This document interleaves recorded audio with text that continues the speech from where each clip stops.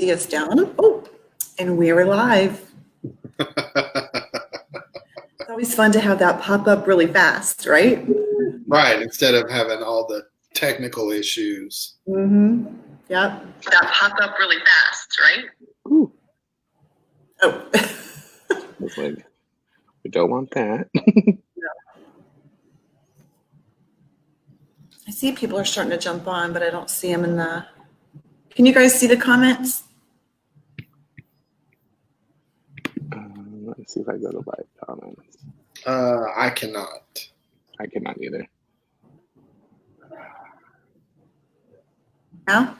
I can now, yeah. Okay. So you'll be able to see them too. So if I miss something, then you can let me know. So hey everybody, so excited to see you all, or well, be with you all today, not see you all. I wish I could see you all. We'll get started here in a little while, like 2 minutes or so, and we will get started. But I'm pretty excited to be with these two handsome fellows today. Hi everyone. Hi Hello. Marco.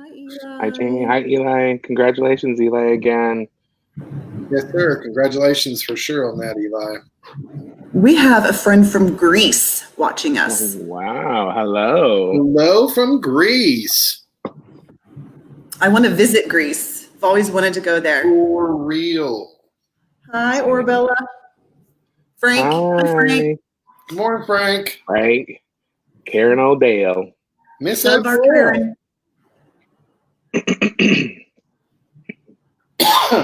Well, you guys, it's 1 o'clock. How are ya? Good. You know, the new norm, the new of everything. It's just been crazy, and here in Utah. Yeah. How are you guys? I'm great. Let me take a minute, though. I'd love to share with our audience. I have the pleasure of being joined by these two amazing individuals. So I want to thank them for letting me crash the party today. First up, we have Kuhn Academy trainer and social media influencer, Mr. Dallan Flint. Hi, and everyone. we have the creative design ambassador for Kuhn North America, James Helton. Hello. So we're really excited to have you guys join us today. I think that really due to popular demand, we've had a lot of people reach out wanting us to, continue with Straight Talk a little bit. And I think that now is a really great opportunity because the two of you have been back into your salons. So can you, Dallan, we'll start with you. Can you just describe to our audience your business model? Yeah, so I actually own a salon in Draper, Utah, and I have a staff of 12 of us.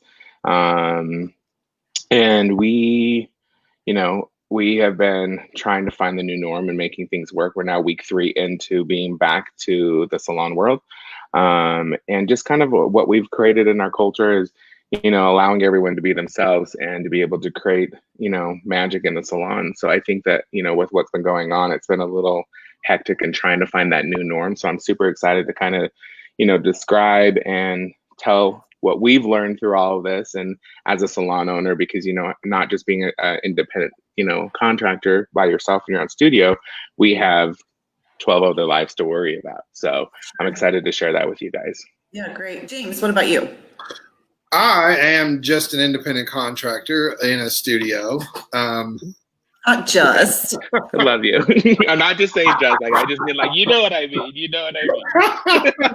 But it is kind of different being, to piggyback off what Dallan said, it is different being in a studio by yourself, because I don't have to worry about that. I have the life of my client and my own personal life. Basically the biggest stressful part of my day is to circumnavigate them through the hallway from the front door when I let them into my suite, and then, we're just here, they, I would say one of the biggest challenges probably is just, getting set up for the transition, that has been, I think a thing for all stylists, that are either getting ready to go back into the salon or are already back, is just adjusting, the adjustment. whether it's getting new supplies for the sanitation that you're going to have to do and that sort of thing, or just adjusting to your new, your new outfit for the day, which is, in my salon, it's mask for me, mask for them. Mm-hmm. And that can take a little getting used to, I'm not going to lie. I was wearing masks back and forth to the grocery and that sort of thing during quarantine. So it was a little less of an adjustment, but still an adjustment nonetheless, because when I go to the grocery store, I'm not really having to talk to someone. Mm-hmm. So there's that. Blessing in disguise. What? It's a blessing in disguise not talking to people at the grocery store every now and then. I can go everywhere incognito, you know what I mean? Yeah, exactly. I feel like Batman sometimes. Sure. But anyway, that's kind of it for me. I mean, I've been in a studio. I was a salon owner for almost 20 years, moved into a studio 2 years ago, and not as many challenges as it would be for someone that has 10 other lives that they're responsible for, plus the 10 people that sit in those 10 people's chair, et cetera, Sure. et cetera. Yeah, so I want to thank you too. Also, we worked together and created some questions. So I'm going to play your Barbara Walter of the Real 2020 today. I love that. And start those questions. But I also invite our audience, send any questions that you have our way, and we'll make sure that we have the gentleman answer those for you, or if there's any that I can help with. So let me start with this question. When did your state mandate your shutdown? And then when did they allow you guys to reopen? So Utah has actually been really mild cases. It hasn't been as crazy. Thank God, we're so blessed. But we got shut down, I believe, March 14th, and we were open back up May 1st. So it was about almost 6 weeks, 7 weeks of being shut down. Yeah, that's not bad. That's not bad at all. Oklahoma's been relatively lucky as well, where I'm at. Cases have been moderate to light as opposed to other parts of the country. We were mandated shut down on March 28th, and we were reopened on May 1st. Mm-hmm. So, with that opening, obviously comes, new best practices. So, can you share with us what were some of the protocols required by your states for you to be allowed to reopen? I'll let you go to first, James. Cool. Oklahoma mandated that both guests and stylists wear masks. We were what I call one in, one out. Basically, you had to notify your stylist when you arrived. There was no waiting areas. There was nothing like that. Where I'm at, Sola pretty much has a magnetic lock on the front and back door. So they did that, where you couldn't open it from the outside to basically enforce that sort of thing. And then, of course, the barbicide sanitation, all the elevated sanitation practices there, make sure your tools are sanitized, make sure the chair is sanitized, clean capes for every single person, separate bins for towels and capes and that sort of thing. So. Yeah, we kind of the same thing, Utah has, we're actually required us to take a log of everyone that's been in our salon. So our protocol when they come in, we check temperatures, we have disposable face masks, we have gloves. They also required putting up how to stop spreading the virus. So we have to have that all over our salon. So each station has one of those. We sanitize, again, same thing, everything that we've always done, but just a little bit extra. So, the shampoo bowls, we let sit for 10 minutes in between our clients of spraying it down with barbicide. We check temperatures when people come in. Even with our staff, we have to do the same thing. The only thing that we really can't do, such as full-on services, is waxing, beard trims, things that you're really, really close in. And we're so lucky with the way that we set up our salon is that we have walls. So we have kind of it's kind of a studio, but not a studio in a way, because you have your own separate entrance. or not separate entries, but separate area where you can work with people, so you are separated from everyone else. And I think a lot of our clients have really enjoyed that. And I've actually commented like, this is kind of cool. Like, I feel more safe coming in, and so that's kind of what we've been doing. And again, it's if they are sick, or if they have a temperature or anything, we do have to turn them away. Thank God we haven't had anything like that. But walk-ins, we don't do it unless you only have an appointment only. Stuff like that. I think that what everyone else is doing. If you bring a guest and your guest needs to sit in the car and wait, we're trying to minimize how many people are going. And even for our staff, what we've done is just coming in for your appointments only. So if your regular schedule would be from 9 to 6, if you don't have anything till 11, and just to kind of separate and kind of make less people in the salon at the time, then we just have our, staff come in at 11, do your appointments. Once your appointments are done, sanitize, clean, make sure everything's good to go for the next following day. Yeah, we have a great question from Michael. Hi, Michael, we miss you. Look, I can put the question up there. Nice. Yeah. Oh, that's cool. What temp can a guest be before you turn them away?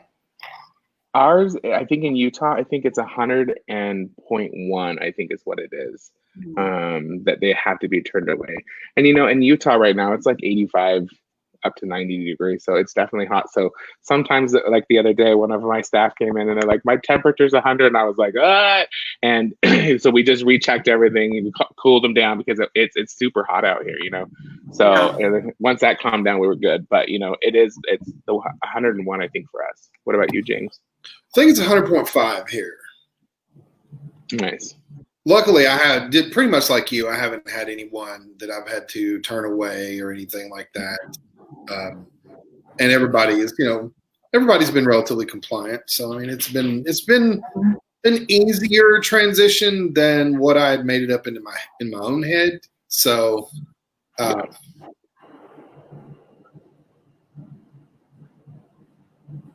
was next question, Barbara Walters. Well, I will get to the controversial ones about that later, but let's kind of roll through with. But here's a great one. Are you guys charging for your PPE kits for your a fee to your guests if you have to supply those items for them? We are not, and I think the reason why for us we decided not to is we want our clients to be able to feel like the normal, and if we can help protect them in any way, in shape or form, then that's what we do. Face masks are expensive. They're right now, I've never seen them. But, I was talking to one of my clients that's actually a nurse and works out here, and she said we usually buy these for 30 cents a piece, and now they're $1, $1.20. You know what I mean? So yeah, they are expensive, but I also feel like as a whole, and being in a salon, I think that is just an extra thing that is customer service. And that's the way I look at it, is taking care of your clients, because if you're taking care of your clients and taking care of your staff, down the road that comes back tenfold. So that's, we have not, and some people are like, you should, and for us, we just decided not to. We want to make our clients feel as most comfortable as possible. Sure. So you see, we have a question from Eli. Are you also wearing face shields or just masks? And we can answer that after. Are you charging, James, for any supplies? I am not. I'm going to go the way of Dallan on this and just kind of piggyback off of that. I believe you charge your worth.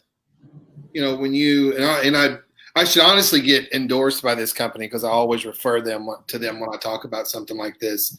When you go shopping in Dillard's does not charge you a coat hanger fee to hang the clothes up, or they don't charge you a personal folding fee and that sort of thing. So I think that customer service is just that.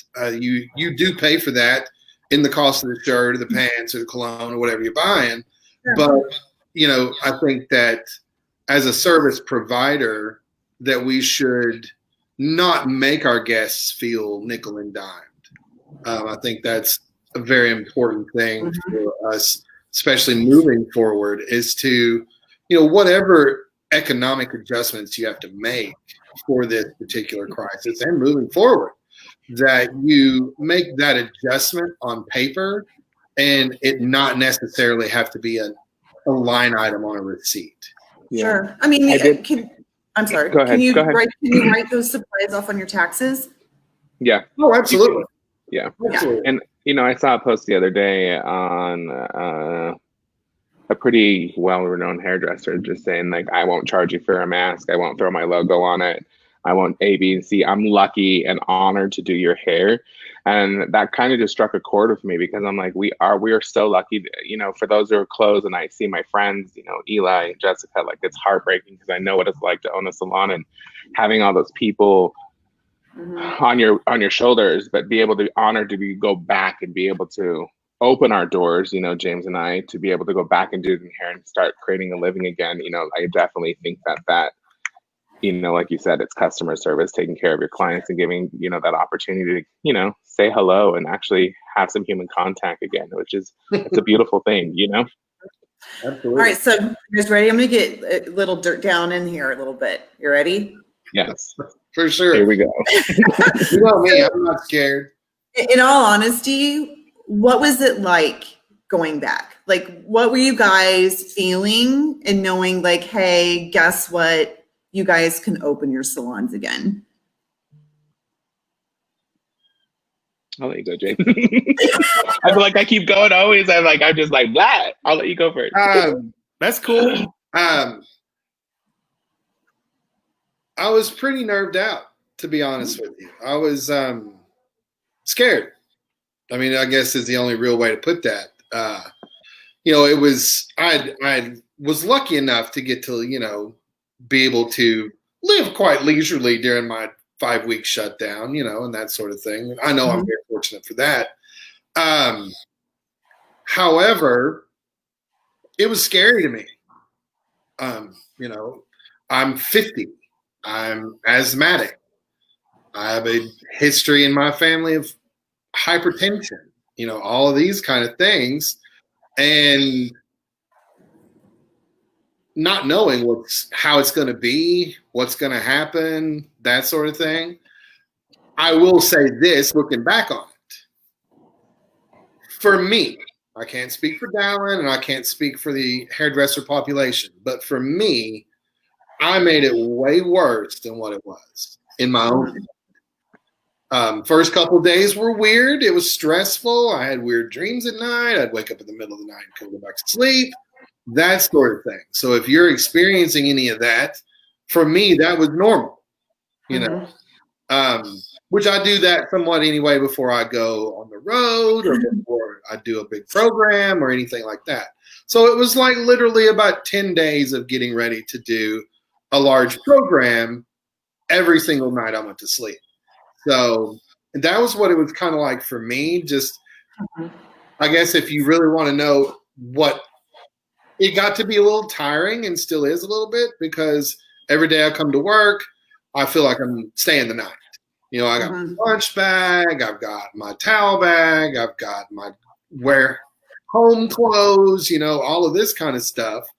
And then that's the only thing that's really gotten to be like, I'm just like, but that's kind of what it was like for me. Is it was kind of scary, still kind of, like now it's just more inconvenient. Right. You know what I mean? It's just more inconvenient than anything else. I've kind of gotten over the being scared part and just glad to be able to be back and be able to talk to my clients and come in and actually be in my suite, that sort of thing. So that's me. What about you, Dallan? Yeah. Well, during the lockdown, we did a few curbside pickups for product for our clients. We did social distancing yoga with the team. We did, we tried to make it as much as normal as possible. So I think going back wasn't as stressful. Like, we had a meeting of the new protocols during our yoga time. And, that was kind of our meeting because that was the only way for us to kind of all get together without getting in trouble or, making anyone feel like they have to. So, we went through our protocols and, the first 2 days were a little rough trying to figure out things like, James said, was like, what's the new norm? Like we were, making sure everyone's getting checked in. Our staff was getting checked in, creating the log, printing out the papers every morning. So, those things. But now that we're in a routine, I think it's been really normal. And, I think even for my staff, some of them, they were afraid. They were, nervous. I have, staff that, have, asthma as well. My wife has asthma. And for all of us, like, we really just kind of was like, we were there for each other and supporting each other. And, one day one of my stylists was having a panic attack, and, all we could do is just, and so we left him alone and we checked in as we could, but it's that new, weird, scary, normal feeling, and that's okay. And I think as a salon owner, you have to keep that in mind, that not everyone has the same work ethic as you, or the same mentality as you, or whatever it may be. That people are people, and you have to allow people to process the things that they're processing. And especially as a salon owner, you have to let people be afraid. You have to let people be excited. You have to let people cry. Like, it is such a weird time for all of us, but all we can do at this time is be there for each other. So, going back to the salon world, it hasn't been as stressful, because I think we always kept that in our mind as like, let's try to keep it as normal as possible, and, keep those doors open for the people that do want to come in. I even have clients call in and say, hey, you know what, I don't feel comfortable. That's okay. Like, that's Right. okay. We'll go ahead and reschedule you. And when you feel okay to come in, so again, allow people to be people and let them go through their emotions, because it's important for all of us to have that, Yeah. I've had several of those conversations as well about, how you feel about coming in at this point, Mhm. Yeah. Did James freeze on us? Oh, no, there you are. Yeah. So we have a great question from Denise. How do you feel about your sales reps coming into the salon? For us, our salon services is who our distributor is out here in Utah, and they have done everything remotely. So that has been really nice. They get, they message us through text message and email saying, hey, here's our information. If you need anything, like, please reach out to set up your curbside orders. Like, it has been such a beautiful thing for us, for someone else to kind of do your order and your retail order and all your color stuff, is you send it to them and they plug everything and they get it all taken care of. So ours hasn't come back fully officially into the salon yet. So a lot of them are doing Zoom calls, text messages, FaceTimes, that kind of stuff is what we've been doing and dealing with a lot of our people. James? For me, I have an in-house sales rep with SSG, and she makes sure that, I'm always up to date on what's going on.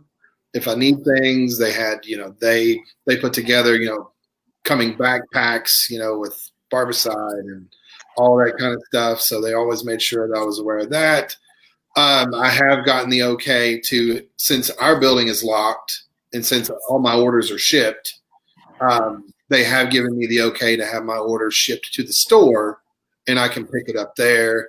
They were very nice about doing curbside through this whole thing as well. Just call the store if I needed something just right then, and they'd meet me out of my car, pop it in my trunk, and go on about my business. Now, Salon Service Group has it where you can shop in store, but it's on a limited basis. I think they're allowed 5 in, 5 out, which is actually I love. So yeah, I stopped into a store just to check things out, and it was the same for them too. With that said, though, I mean, that's a great question, and thanks for it, Denise, because do you guys have to have a regulation of no more than 10 people in the salon at a time?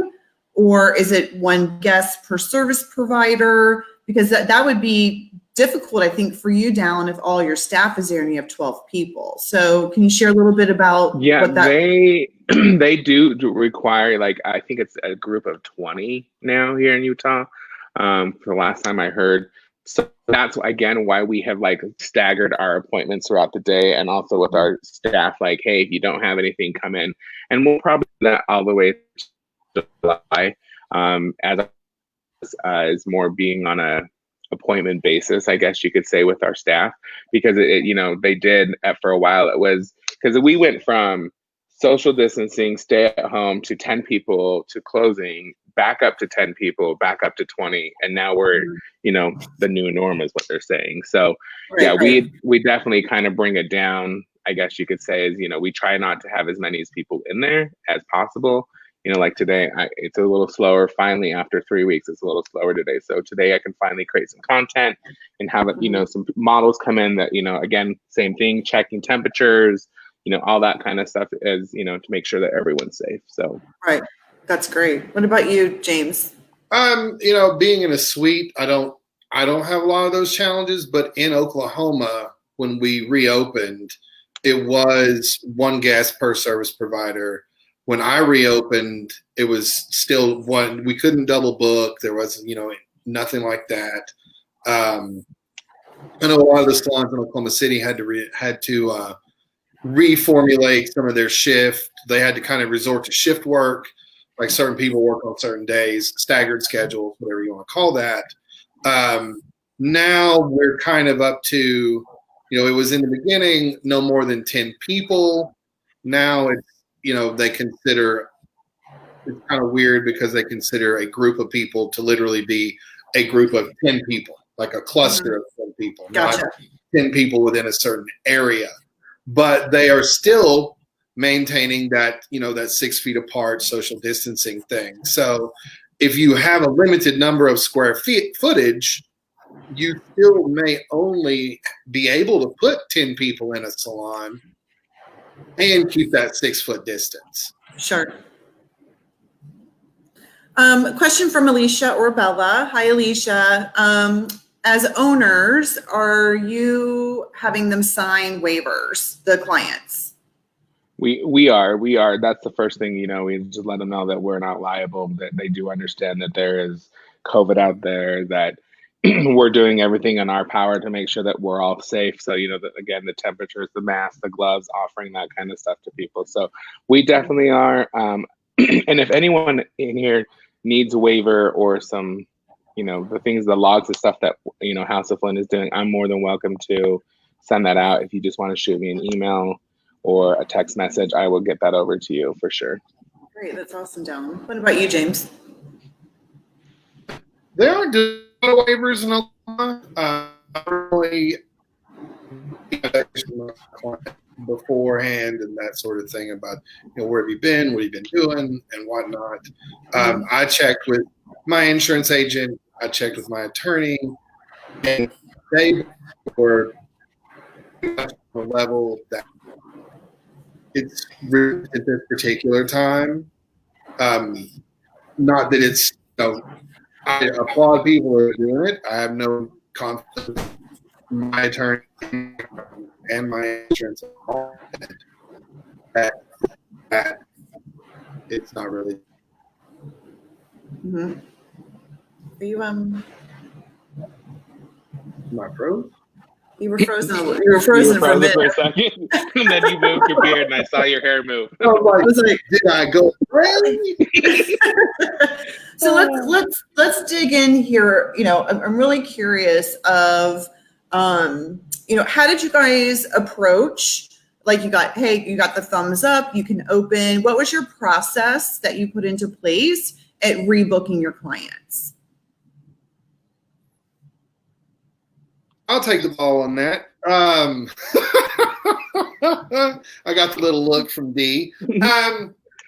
So due to my level of apprehension when I went back and due to the enhanced protocols that we did have in place, I am a 2 hairdresser household in my house. So we sat down, both of us, and talked about how we would go about rebooking and that sort of thing. And mine was literally, we both agreed that we wouldn't do any more than 5 people a day. And actually with the sanitation protocols and that sort of thing, if you can get 5 people in a day, bless you for that, since you can't double book and all that sort of thing. And we just didn't want to run ourselves down. And for me, it was people that had been with me for a long time and that were some of the first to be canceled. Mm-hmm. Most of my clientele I have a really long relationship with due to the time that I've been in the industry in this city. However, I just put people in place that I knew wouldn't mind if it was awkward. Mm-hmm. You know what I mean? That they would become, that they've known me long enough to know that this is going to be weird for a minute and just let me adjust, for putting around a mask, for how it's going to look when they come in. Sure. I had someone comment the other day, it smells like a dentist office. that kind of thing. So, I mean, all that new stuff, and me being a little bit weird in the first place about coming back when we did, I didn't want to have that between us. I wanted them to be able to just sit and let me figure it out and not have to worry about putting on necessarily my super happy face just yet. Mm-hmm. It was fair for the most part. I was a little prejudicial in some cases, like if you bothered me a lot while I was on quarantine about coming to your house and that sort of thing, I'm not going to tell you were top of the list, and I'm really not ashamed to say that. You played favoritism. My whole process kind of was a little bit of favoritism because I needed to be comfortable, and I needed people that would allow me to work through that and not be uncomfortable themselves while working through that. Week 2, that was week 1. Week 2, much, much easier. And then literally started getting people, that were in order and in line. Luckily, I have a software package that when an appointment isn't hashed out, it creates a list. Sure. The oldest is at the bottom and the newest is at the top. So I literally just started working up that list after week 1. What about you, Dallan? We so even though we're a salon team based, we my staff is all independent contractors, so 1099, they're in charge of their own books. I pay for the service for them to book, that kind of stuff. So for us, it was actually a beautiful, easy transition. With my staff, they all reached out to their people, and as they're being in charge of their books and stuff, they staggered and they booked the way they needed to. For myself and for my clients, kind of the same thing. I took the ones that were canceled first during that time, took them first before I was doing any overflow or any walk-ins or appointments by request kind of stuff. So that was a little easier for us. It was a beautiful thing to watch that our team come together and kind of really stagger and making sure that their clients are taken care as well, as long as the salon is being taken care of also. You know what I mean? I think that was a huge blessing for us. And imagine the salon owner going through everyone's clients and doing all that. That was a lot. Our first 3 weeks we were slammed 14-hour days. One of my top stylists, Devin, she was there from 9 o'clock in the morning, some o'clock in the morning, all the way till 9 o'clock at night just to get people in. So it was a beautiful thing to watch, is them come together with their clients and communicate. I think that shows as a salon owner or as a leader that we've taught them the right way of customer service, and that they got it. And it was a beautiful thing for us, and it was a blessing. So take me through. Okay, day 1, salon is open. Day 2, salon is open. What were your biggest ahas during that first, we'll say the first 72 hours? 2 hours, I was like, what did I get myself into? Because, and I'm being very honest, because I did not prepare as retail. Retail color, we do our ordering, once a week, we replenish the color. Nah. I'm telling you, if y'all watching, stock up, get your inventory ready, because I'm telling you, you will be so busy. I had to get Jessica involved on a few phone calls, and it was so crazy because all the other warehouses were closed. So going across the street wasn't working for us. So, in the month that we were closed, we did almost, 12,000 in retail and color ordering, because we were so busy. So the first 72 hours, I realized we do not have enough color to get us through. We do not have enough developer. We do not have enough retail. We do not have it was an eye opener for me. So, now that things are slowly opening, I've been double stocking and making sure that we have, because again, if we do go through this and close down again, I want to make sure that we're prepared for when we open up again. So the first 72 hours, I think for me was that big, okay, we have all the protocols, we have everything normal, but I didn't think about the things that people's head, such as color and, bleach and shampoo. First week it was a show with on our end as trying to figure things out, such as retail and product. But now that it's, normal for me, I think it's been good. But my first 72 hours, I looked at my wife and I said, "Oh my God, how are we going to get through this?" Because it was, slam busy, and just one thing after another. We're like, well, we're out of this, we're out of that. So going back and forth to doing curbside orders. My wife had to drive 2 hours north. We almost had to drive to a whole other state to pick up stuff. It was so crazy. So if everyone is watching, and anyone, please, I don't want you to learn, learn through my mistakes, because it really was an eye opener. I was like, man, yeah. It was a lesson learned for sure. So with that, Dallan, you've learned that you really want to stock up, you want to be prepared for anything. But if I'm assuming there were days, because like you said, there were days that you were out of things. So, what did you do? What was your approach? Well, it's funny that you say that, because we all, as hairdressers, we have our go-to, magic bleach, especially with Q, magic bleach, power blonde, freedom, your 10-7, your 927 for your ashy blondes. We're definitely a semi-salon in our location. We're blonding blonde.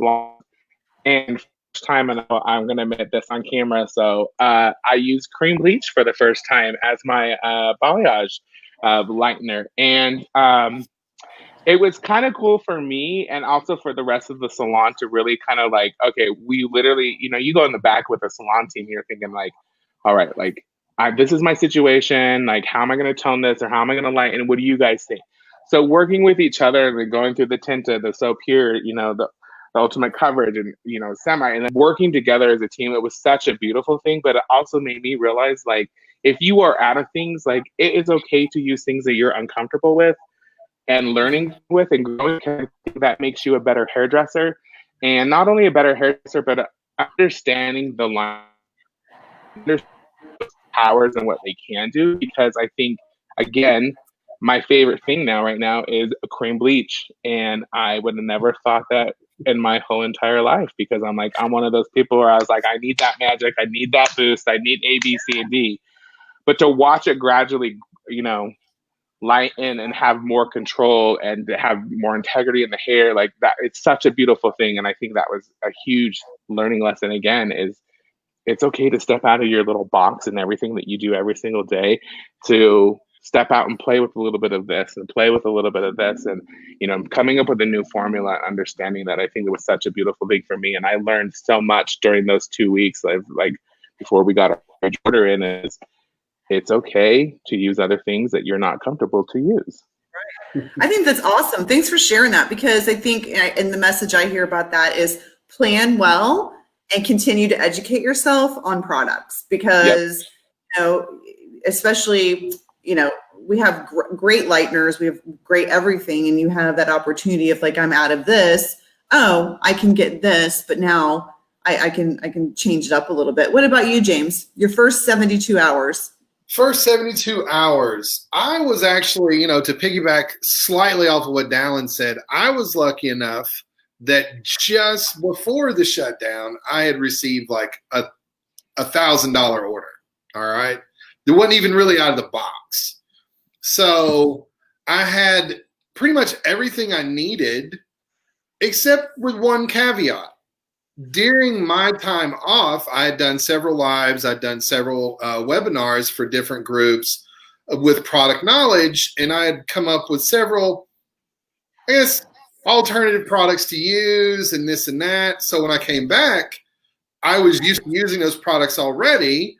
So I'm just going to town on people's hair and ooh, I'm going to try this on you, that kind of thing. And it ended up being products that I didn't necessarily have in stock. I'd gotten them from you guys to do the lives with and that sort of thing. And I had become very comfortable with them. But at the same time, I'm using them, and somebody was like, "Hey, I need that. I need to take that home with me." And I look on the shelf, and I'm like, "Oh, damn. Well, then you can have this one." I will figure it out from there. Another thing was, and Dallan, I don't know if you've had this experience or not. Either people didn't want to change much about their hair. They're like, "Oh, it's grown out for 6 weeks, blah, blah, blah, blah, blah." And can you just kind of taper that in or just clean it up? Or I want to cut it all off. I want to do this complete transformation. Those were some of the things that I had. And the other thing that I was super taken aback with was people's generosity. People that were paying me for services that were missed due to the shutdown. People that had bought gift cards over the course of the shutdown that refused to use them on their first time. All of those sort of things. Really, I was taken aback by that because I just assumed, Jennifer and I, my girlfriend and I, sit around and we're like, well, we're not really sure about selling gift cards during this time because I don't want to work for the first 2 weeks for nothing, Mm-hmm. So we kind of backed off of that, and then come to find out when we come back, people are just like, I'll use that gift card later. What good? Literally, I had a guy tell me, what good would it do to buy a $200 gift card to try to help you and then try to take it back right now? Wow. That's really cool. I was super taken aback by that. And, it did kind of become an emotional thing at some point because you're kind of stressed out already, all that kind of stuff. And then someone just drops this big, super unsolicited act of kindness in your lap.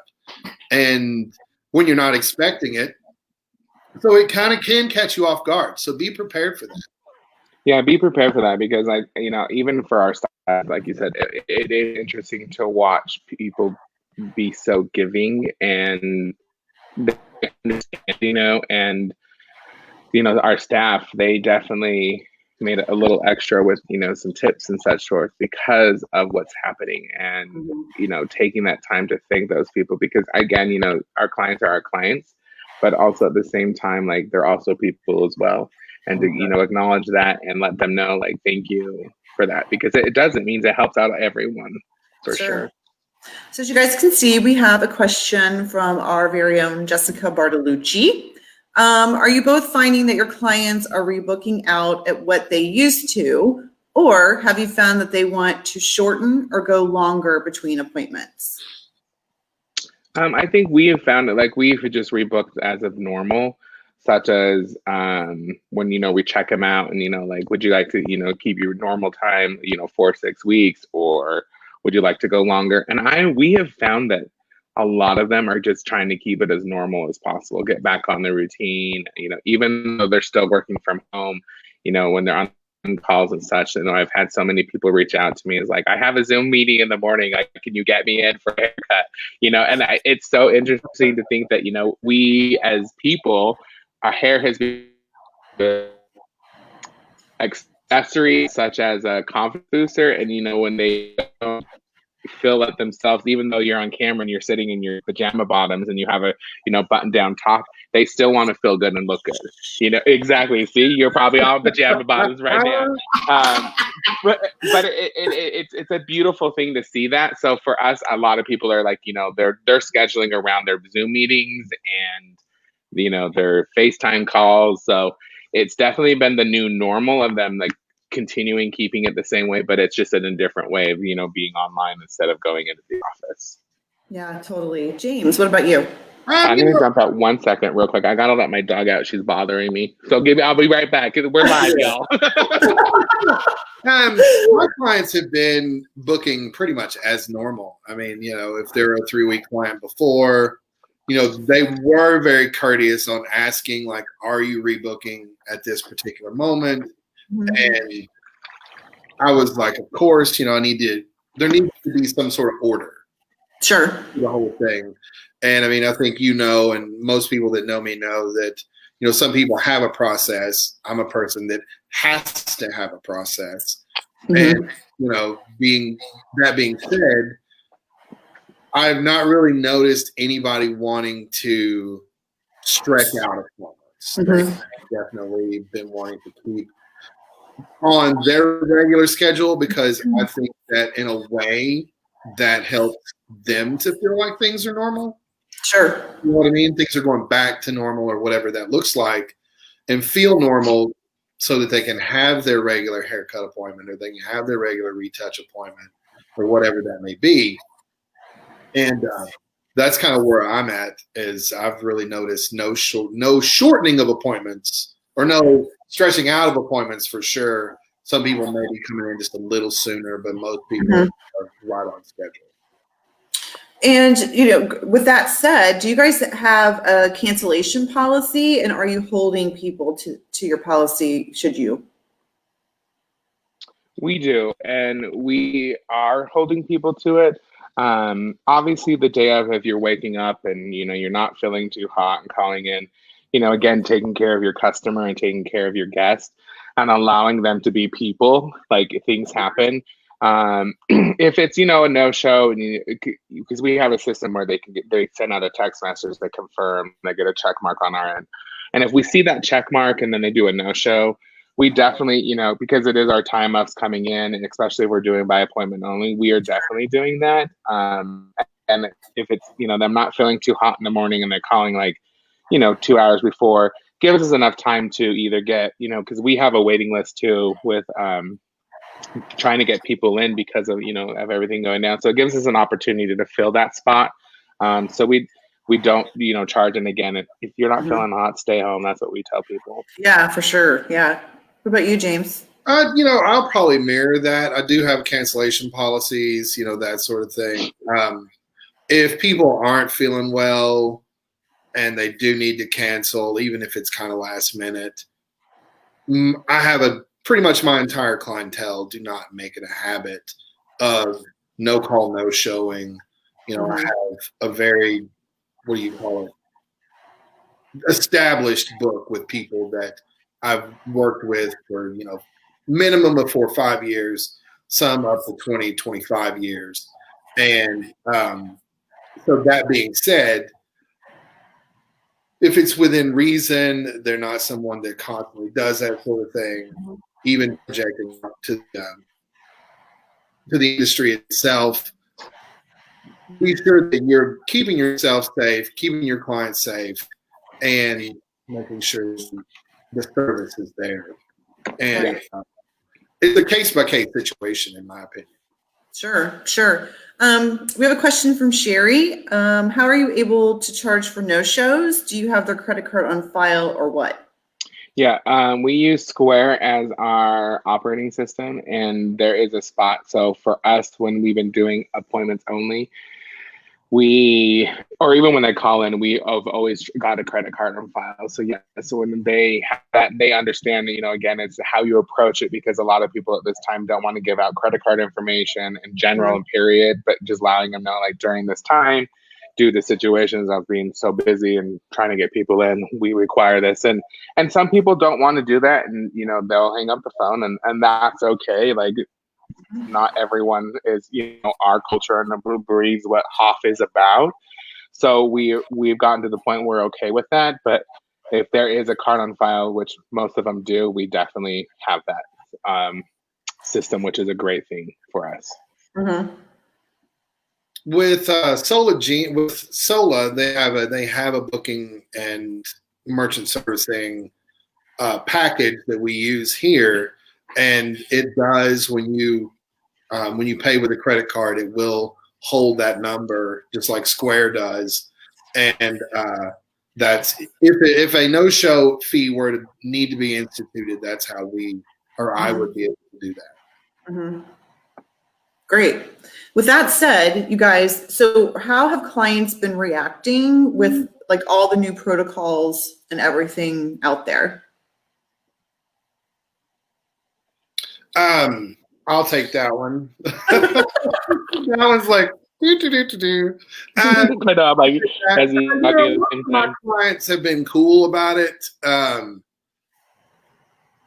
They have, a lot of my guys have been like, well, so how are you going to cut around this mask? You know, that kind of thing. And my initial response was, you know, I don't know. And now, you know, going into my 4th week, my response to that is, you let me worry about how I'm going to cut around the mask, and you just, you know, sit there and enjoy the service, that sort of thing. So for the most part, I have had a really 99% positive.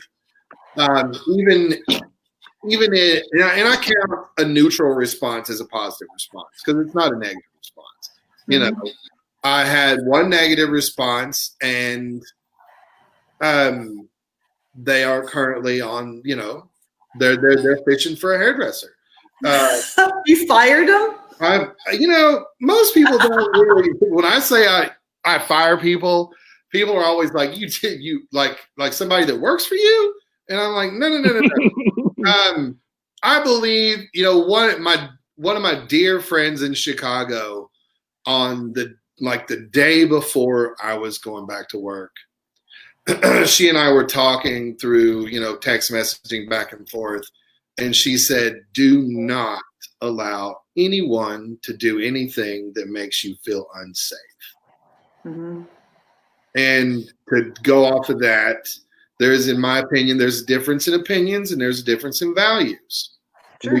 We can have a difference of opinions all day long, but if our values don't line up, then we're not going to get along. Mm-hmm.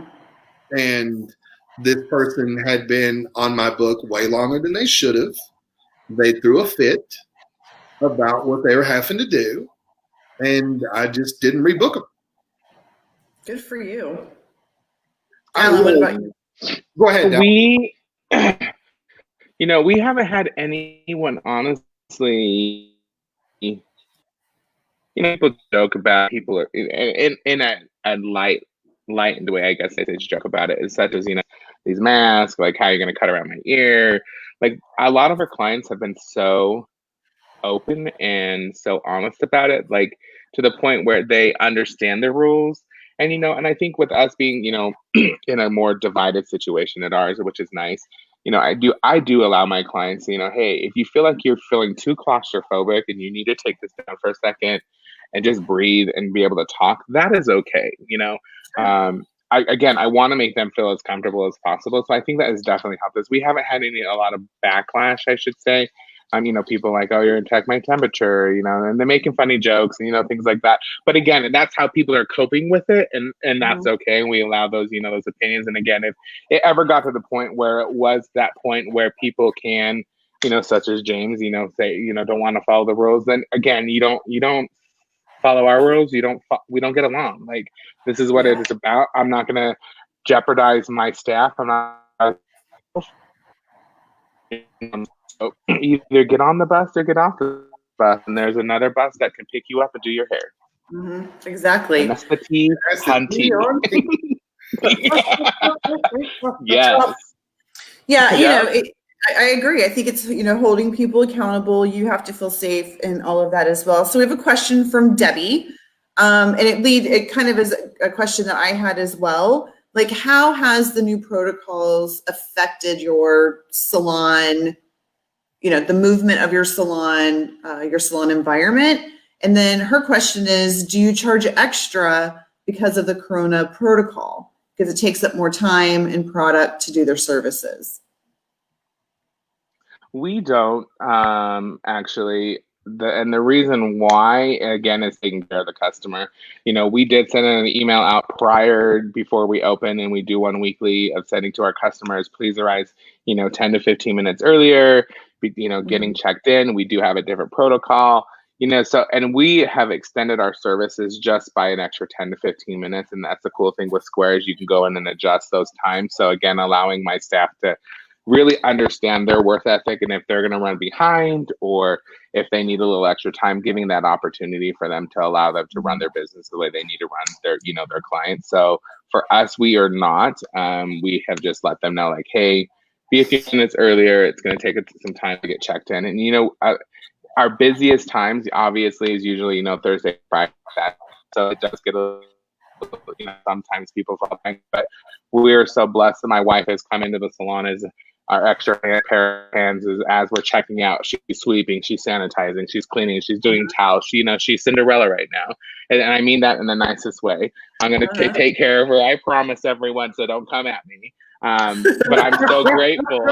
I'm so grateful for her because we get to the point where we are so busy and just going and going and going. So it definitely has helped us.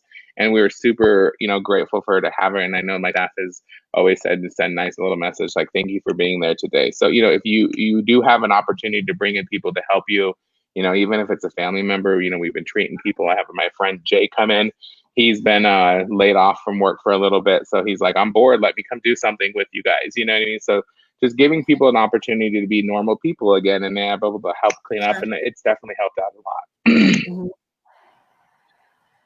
Me personally, I'm not charging extra for the extra time. I've had I was lucky enough to be able to sit and reflect on a lot of things. And Jessica, you and I have talked about this. Dallan, you and I have talked about this as well. And I have actually put this out into the universe. I take that extra 15 minutes for sanitation, the protocol and that sort of thing, as almost as a gift. Because in our industry, I know as an older hairdresser, someone being in the industry for as long as I have, and I was this way when I was a lot younger, people literally will work themselves to death. Mm-hmm. And they have to, we have to get in this many people a day and, blah, blah, blah, blah, blah. And that's very okay. I have no issue with that. But for me personally, I saw it as kind of almost like a gift, like I said, to be able to take the time and really step back, analyze what my worth is. Mm-hmm. I currently did not go up on prices. I have a price increase structure that I implement once a year. So I don't think that I would do that currently. I'm gonna wait till this all goes away and whatnot, or as much as possible. But I really am utilizing that time. If health is wealth, I'm making sure that time is used wisely, and obviously doing the sanitation protocols, but actually being able to take that time and basically step back for a minute and take that for me as well. Mm-hmm. And I encourage you guys to do that also. Yeah.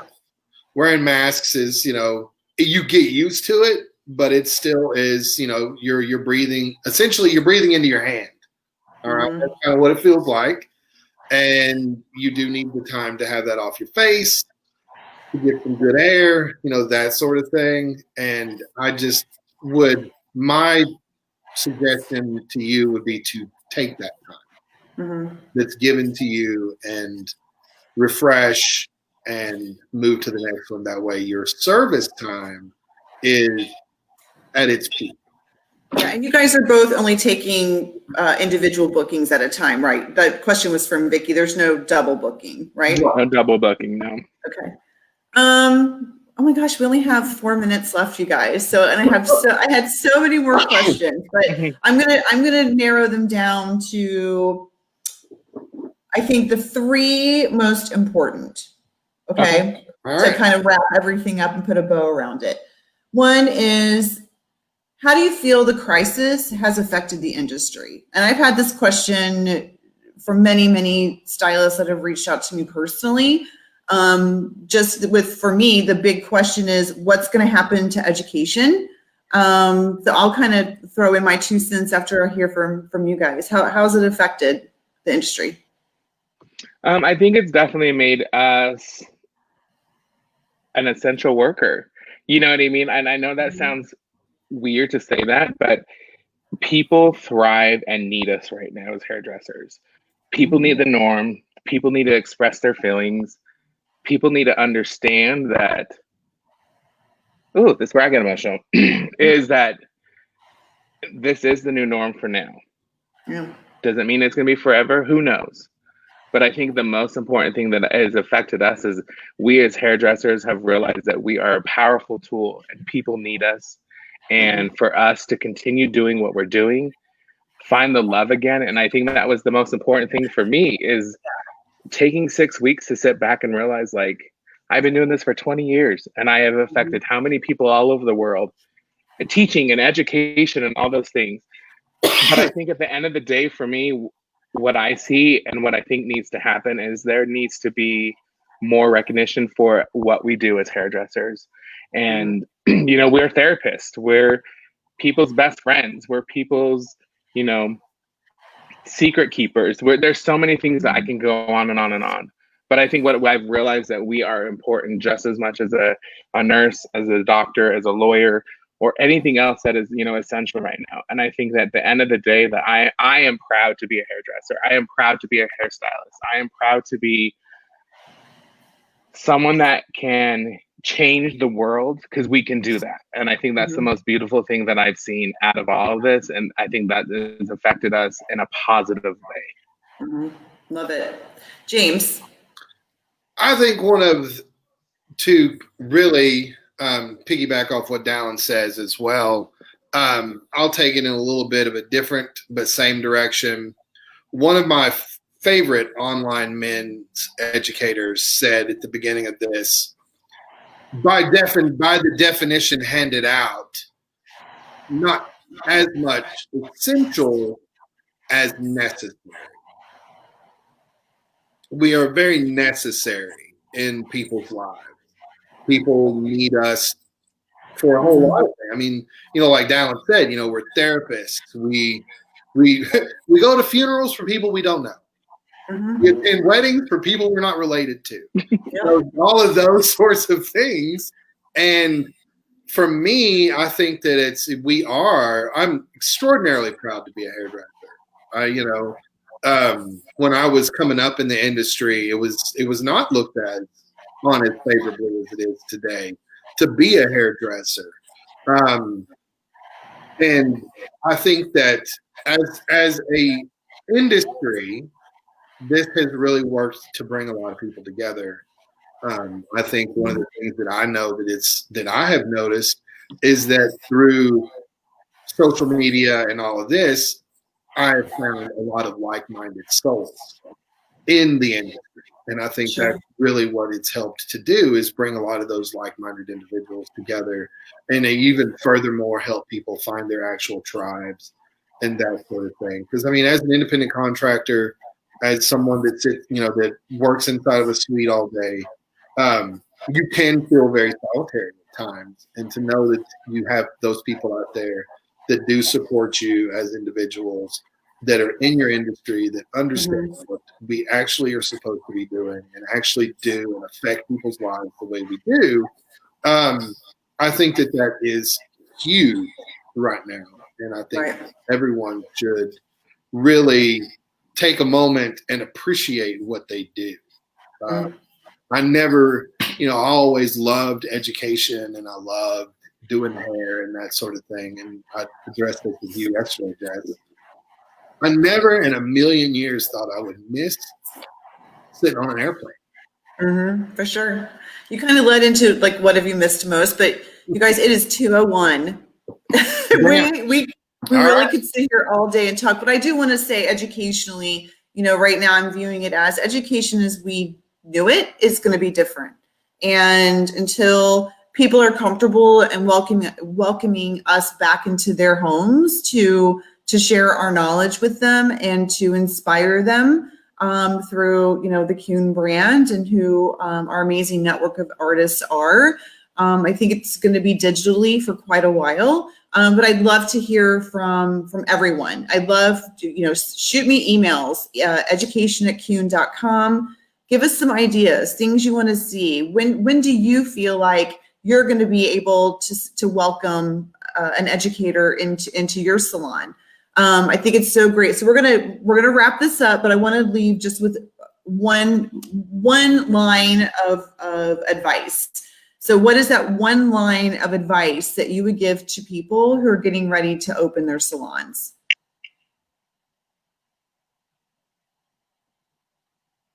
It's okay to feel uncomfortable. Yeah. It's okay to be scared. But I'll tell you what, we are on this together, and we're going to get through it together. Yeah. Truly. Absolutely. Allow yourself to have those feelings. Don't push that down. Don't push it away. Go through it. I had a friend of mine tell me one time, you can't skip the steps.